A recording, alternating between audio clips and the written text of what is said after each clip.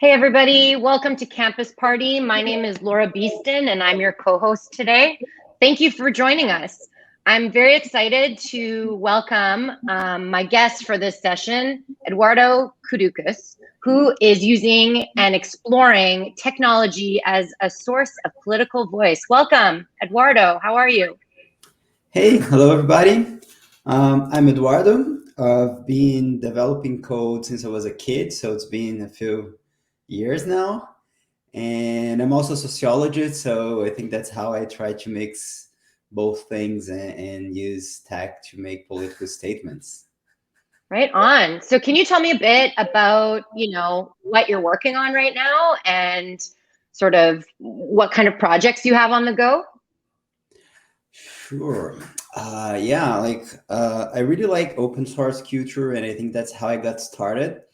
So right now I have a couple of open source projects that helps the civic community, mostly back in Brazil, which is my hometown, but some of them are used like worldwide maybe.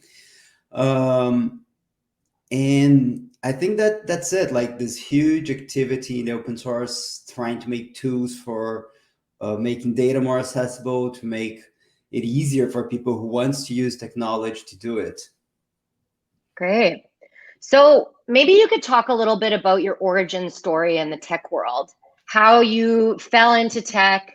I understand that you've been in this industry for like a decade now. So maybe you can chart your path a little bit for the people watching. Okay, yeah. So I think my first my very first public website, it was a news website for swimming. Why? Because I was a swimmer at high school, and back then it was like late 90s. It was really difficult for us to know what other swimmers were doing. We had news from whoever was going to the Olympic Games, but they had no news about who were going to be competing the next weekend or the next month or the end of the season, whatever. And that was really interesting. I felt like I was doing something useful for people just like me, other swimmers in my town. Um, so from there, I started to look for digital products in general. I was kind of exploring code since I was a kid, so I decided to go to design school. In the design school, I found out that designers really like to say they design things thinking about the user, thinking about culture and values. And this kind of opened new doors for me, which was social science, because I thought designers were still learning to learn about people, about value, about cultures. So at this time, I went to a master degree and then PhD in sociology, because that was pretty cool, understanding uh, how dynamic values and culture play with technology. In sociology, I did some studies on hacktivism, how people with high tech skills try to use these tech skills to hack into the political arena and make political statements with them. And then I also did some studies on crowdfunding, so how people on the internet can organize to make things real, and how this can be read as a political action. What are the boundaries of all this digital activism kind of stuff? And then I think when Laura said, like for a decade, I really settled down writing code and trying to make projects with this social impact in mind. One of the most interesting ones was a proof of concept to use data science for social control of public expenses back in Brazil. All open data, all open source. Wonderful. Okay, can you tell us more? That sounds like a bit of a career highlight. What was this proof of concept and what were you trying to prove and use it for? Sure, yeah. So in Brazil, our Congress people, they can expense tiny amounts of money like meals, rides like cab rides, flight tickets, and this is something that was really difficult for humans to track. Like Hmm. it was a lot of data, because people usually they have lunch every day and they have dinner every day. So it's a lot, and we have, I think it's 513 representatives in the lower house and 81 in the upper house in the Senate. So it was a lot of data. It's really difficult for humans to go through this massive spreadsheet. And even if we humans try to do it, probably it wouldn't worth it, because it's a lot of work to find one thing wrong. And this one thing wrong would be, I don't know, a $50 meal. So you don't even pay the salary of someone who's keeping track of those records. And that was we thought, and that was the proof of concept, that was a perfect scenario for bots, because bots can go through massive amounts of data pretty quickly and relatively pretty cheap. So we built a bot that understands Brazilian laws regarding the usage of this money.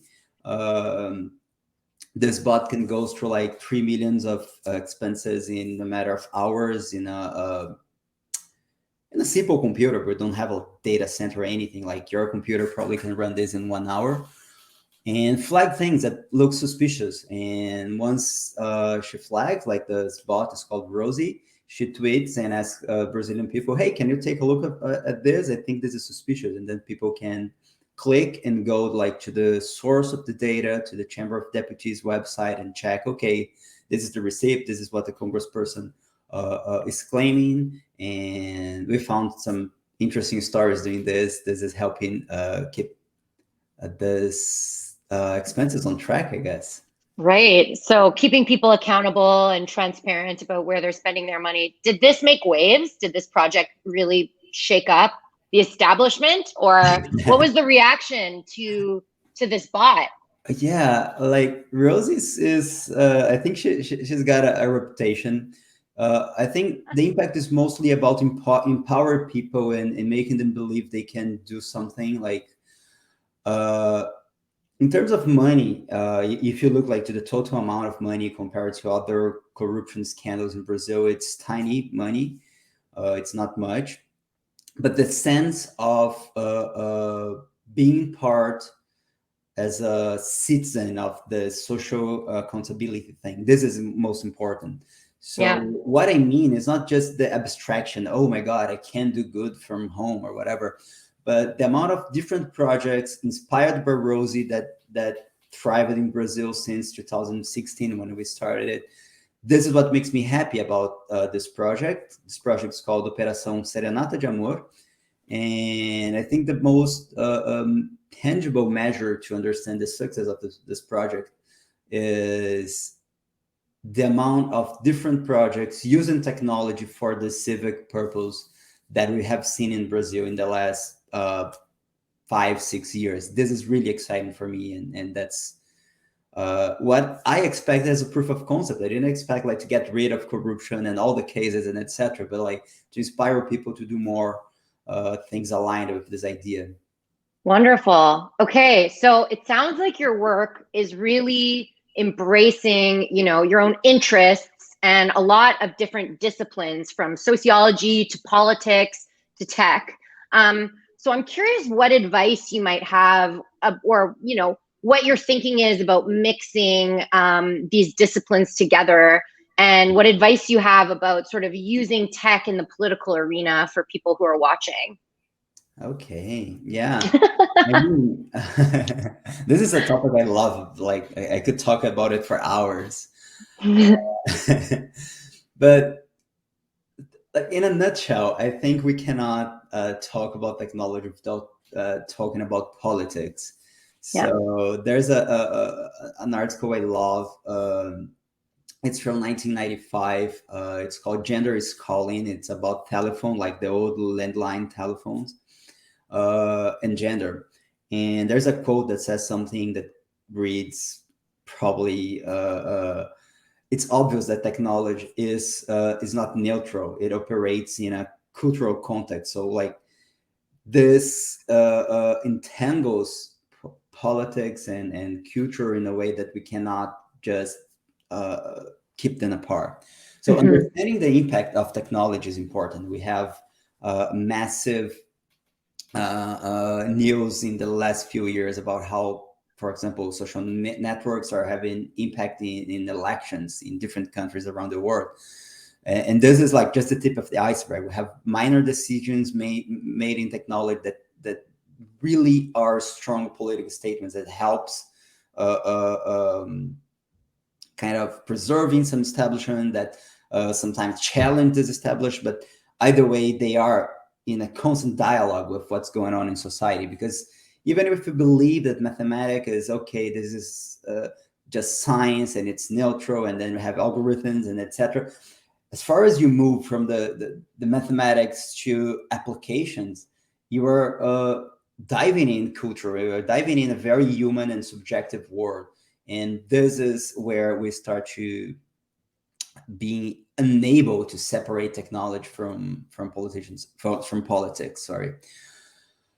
So, in a nutshell, we have to think about the social impact, the cultural impact, the political impact of every technology we use. And especially for people working in the tech industry, as I am, like, of the code we write, we are responsible for that. Right. And so, for the impact it might have. Right. Absolutely. Totally.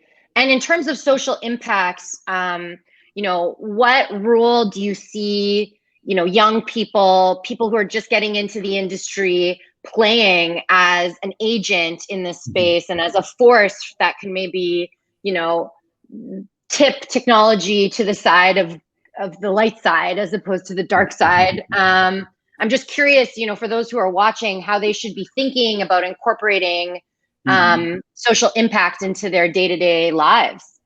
Yeah. I think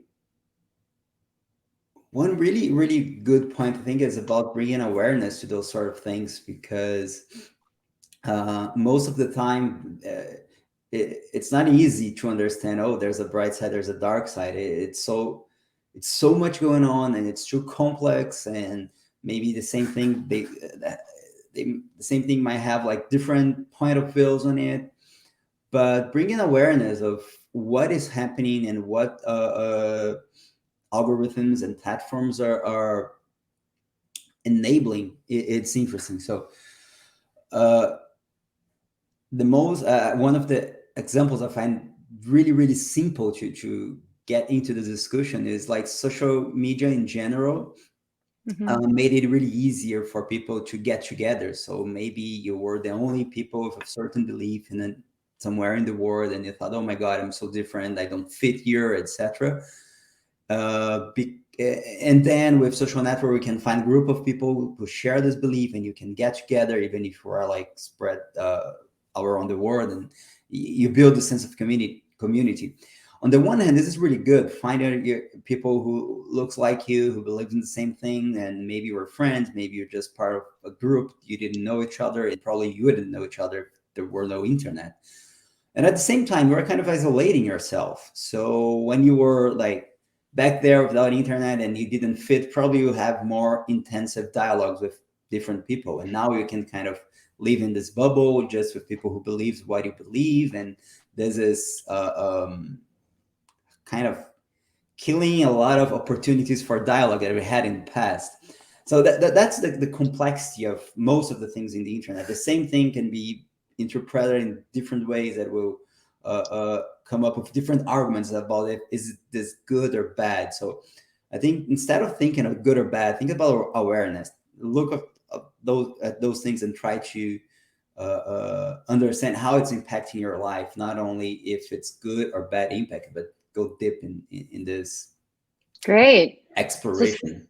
Yeah, that totally makes sense. And speaking about awareness, I'm curious if there's anybody that you're following or reading or sort of, really interested in, that's inspiring and motivating you in this space that really keeps you, fighting the good fight, as they say. Yeah, there's a couple of them. I think it all started here in Canada. I wasn't here, by the way, but there's a anthropologist called Gabriella Coleman. If I'm not wrong, she's from Montreal as well, but maybe she's not from there, but she lives there, and most of her work was written there. So she's basically an anthropologist studying digital culture, and she brings out a lot of those ideas, like those tensions like how tech people usually use pillars of conservative political economy to criticize capitalism, and she's amazing. Like her books are amazing. Cool. Also, Joy from the MIT. There's a really cool documentary on Netflix, Coded Bias. Like her work is massive, and she's putting together a lot of great minds on the topic. Like Katie from Weapons of Mass Destruction. It's a book, and like there's another really good cluster inspiring me in Massachusetts as well. I named Joy, but there's a bunch of them. Nice. That's great. So if you were, to do it all again, it sounds like you studied design, you studied sociology, you studied tech. For people who are like very focused on one discipline, what are the sort of courses that, you really recommend people take so they can widen their worldview and become more aware of sort of the 360 of culture and tech? Wow. I don't know if there's a course on that in the university or something, but try to find something that is really hands-on. So most of the cool things I've seen in tech start as, I don't know, maybe a project in a hackathon or some crazy idea over the weekend or something we started with a friend just for fun. And it's not, because I think the hands-on thing pushes you to learn something new. So maybe you were a developer and it started something really cool, and just you out of nowhere you see the need of being very communicative in the social media. So either you add someone to the pack to help you with that, or go study this. Either way work, but you start to see when you're running one thing, when you're starting your own project, even if it's not like financially viable, it could be like just for fun.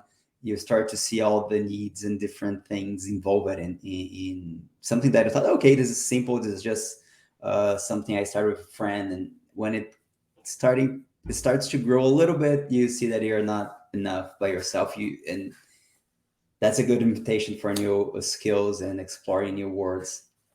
Right on. It sounds to me like you're talking about developing sort of a hacker mindset, developing a hacker sensibility about all of these projects and problems. It seems like the challenges in politics, sometimes people don't want to get involved because it's so hairy, but maybe there's a way to get in there a little bit and bring awareness to the situation. Yes. I think we can look at politics just as something big that happens each couple of years with political parties and campaigns and everything. But this is just one side of politics. This is kind of a more institutionalized way that politics and the state regulate each other. But politics is just can be something completely different. Can be you trying to conciliate your own ideas in a world that might not take your own ideas as granted, because there are other people in the world and they believe in different things, and you have to find a way to live in the same world as these people. So this is something that happens every day.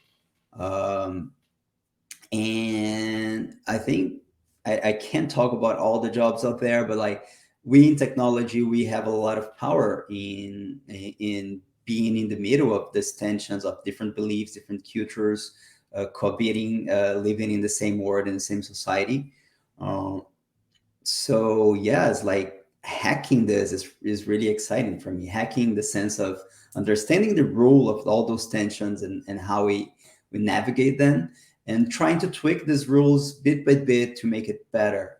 And of course, better here is not an absolute value. You have an idea of what is better, and probably I have a different one, and that's fine. That's the core of politics, like how we conceal these visions of better.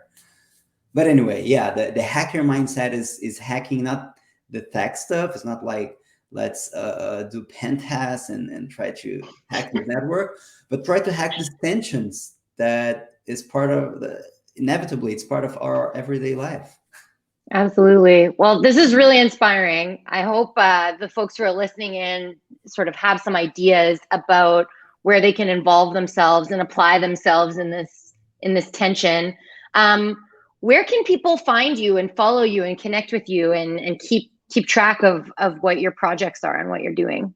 Okay. So yeah, as I said in the beginning, I'm a Cuducos, Cuducos, and with Cuducos, probably you can find me in like all the social media and platforms, like from GitHub to Twitter.